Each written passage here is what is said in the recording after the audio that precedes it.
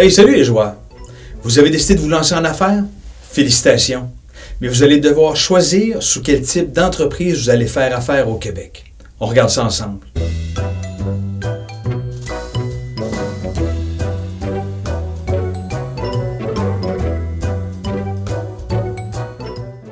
Tout d'abord, quand on parle de type d'entreprise, l'entreprise a un but de faire du profit.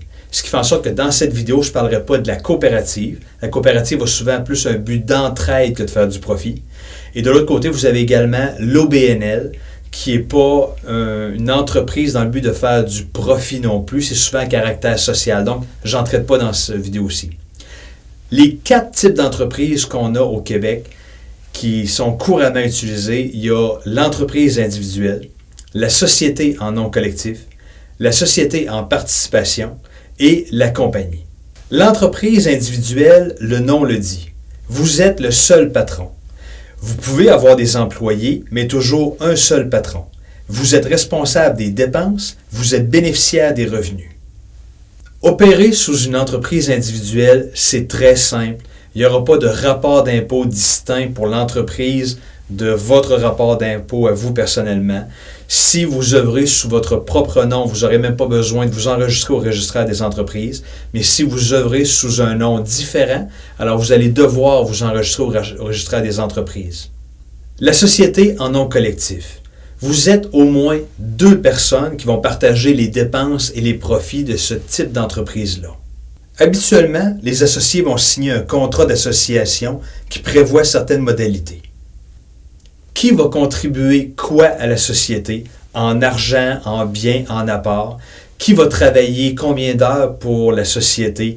Qui va avoir quel pourcentage des revenus? Qui va avoir quel pourcentage des pertes? On vient faire un contrat d'association qui va expliquer tout ce que les associés ont à prévoir pour l'opération de leur entreprise de A à Z. Vous allez devoir vous enregistrer au registraire des entreprises, étant donné que vous ne faites pas affaire sous votre nom personnel et que vous êtes au moins 2 associés. La société en nom collectif n'aura pas un rapport d'impôt distinct des rapports d'impôt de chacun des associés. Par contre, habituellement, il va y avoir un comptable qui va faire une espèce de résumé des dépenses et des revenus de la société, et c'est ce qui va se refléter dans les rapports d'impôt de chacun des associés. Ensuite, il y a la société en participation, qu'on appelle souvent la société de dépenses. Contrairement à la société en nom collectif où les associés vont partager les revenus et les dépenses, à certains pourcentages qui peuvent être différents, la société de dépenses ou la société de participation, ça le dit, les associés vont seulement partager des dépenses et chacun va conserver ses revenus. Exemple, un avocat, un notaire et un comptable décident de louer un local à 3, de partager les frais du local, de s'engager une réceptionniste, de le payer à 3, mais chacun va avoir sa propre facturation et chacun va conserver ses propres revenus. Encore une fois, vous n'aurez pas de rapport d'impôt de la société de dépenses et chaque associé va avoir à gérer ses propres revenus et ses propres dépenses sur son propre rapport d'impôt. Est-ce que vous allez devoir vous enregistrer comme société de participation auprès du registraire des entreprises? Les opinions divergent sur le sujet. Certains vont dire que oui, certains vont dire que non.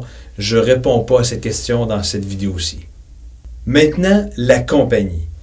Je ne rentre pas en profondeur dans la mécanique de la compagnie dans cette vidéo-ci.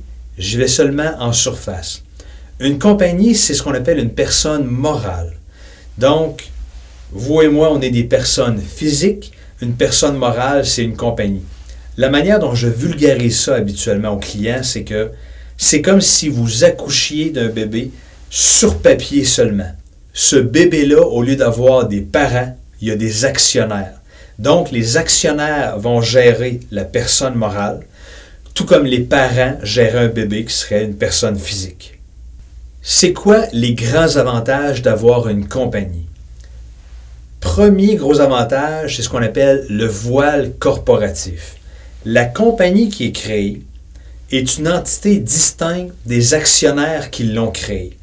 Si par exemple, demain matin, Bombardier avait un avion qui s'écrasait, les gens qui seraient traînés en cour, traînés en justice, ce serait Bombardier et non pas les actionnaires de Bombardier.